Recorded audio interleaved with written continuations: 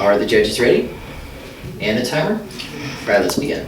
Mark Twain, the famed American novelist, once wrote that no man's life, liberty, or property is ever safe when the legislature is in session.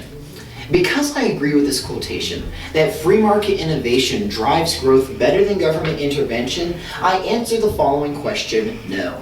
Should cities subsidize stadiums for professional sports teams? We'll be examining my answer through three main justifications. First of all, we'll be seeing how the cost for stadiums upon taxpayers is immense and can be achieved better through private means. Secondly, we'll be seeing how stadiums displace people around the world.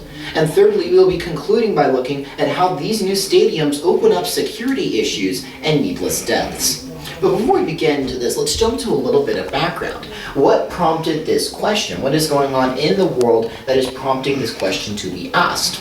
Right now, there's controversy surrounding the Super Bowl stadium being built. A new stadium, the MetLife Stadium, had to be built in the New Jersey, New York area, and a lot of controversy surrounded that stadium, as there were studies saying that there would be a lot of good economic benefits from the stadium, while there's also been some opponents saying that they failed to believe in some very key factors, and that the stadium is going to cost a lot more for taxpayers than what the city is actually saying.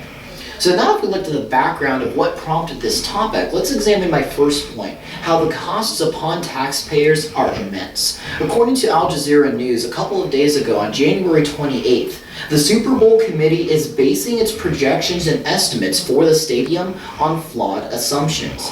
New Jersey State alone has spent $250 million for transportation and infrastructure upgrades. New York City has spending untold millions on security and extra buses for people going to the Super Bowl.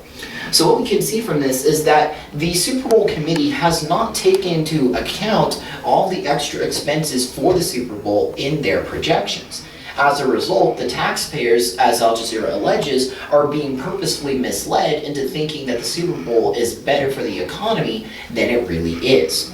According to National Public Radio News on December 20th of a couple months ago, Public is paying $498 million for a brand new stadium for the Minnesota Vikings football team.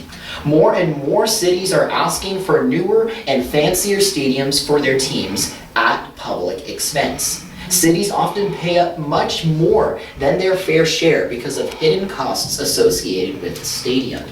Again, we can examine that cities have these projections and they believe that they are going to sit within those projections, but then they are not able to see hidden costs that cost taxpayers millions of dollars needlessly. National Public Radio went on to say again on December 20th that the average public share rises from 50% of the stadiums to 75, having to pay for 75% of the stadium. The consensus from economists is that new sports facilities deliver very little, if any, tangible growth in jobs or revenue.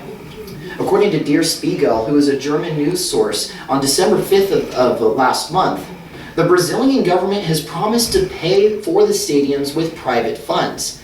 However, instead, most of the new World Cup stadiums are having to be financed at taxpayers' expense. Protesters are protesting against these expensive new facilities and the displacement and government waste. This leads me to my next point of how stadiums are displacing people around the world.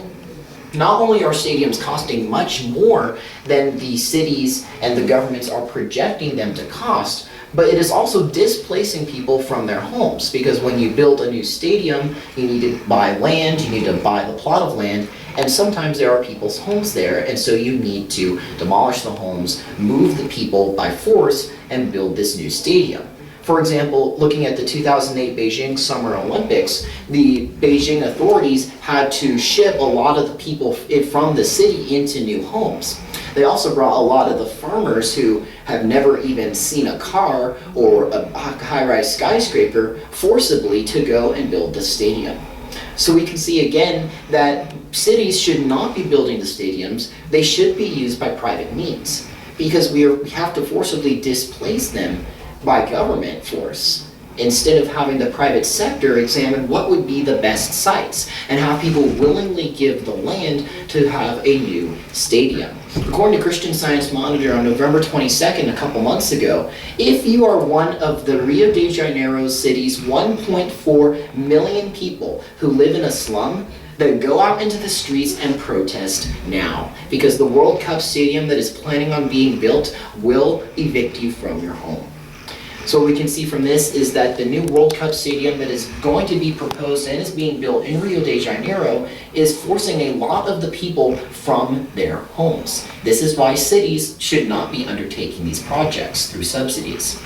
This leads me to my third and final point of new security issues with government-built stadiums. According to the U.S. News and World Report on November 27th, a couple of months ago, 2 workers have been killed in an accident at the São Paulo Stadium in Brazil. According to the BBC News on December 14th of last year, several deaths have already happened in Brazil at other stadium projects, with protesters again coming against overruns in costs and wasted government resources. Again, we can examine that city-built subsidies, city stadiums, are not doing their intended jobs. They're not bringing in the revenue, they're not bringing in the jobs, and they're causing needless deaths and needless taxpayer protests. But if we let the private sector do its job, if we let the private sector come up with the funds themselves, then taxpayers such as you and me do not have to unwillingly foot the bill for a project we don't want to pay for. So to conclude today's speech, we looked at the topic, should cities subsidize stadiums for public sports venues? We've seen that the answer is no. We have seen through my 3 separate points that the costs to us are immense, it displaces people, and it opens up security problems that cities need to fix. Mark Twain again said that life, liberty, and property is never safe if the legislature is in session. And that's why we need a free market and willing citizens to build these stadiums. Thank you. Thank you for judging. I appreciate you coming and judging. Thank you. Thank you for judging. And thank you for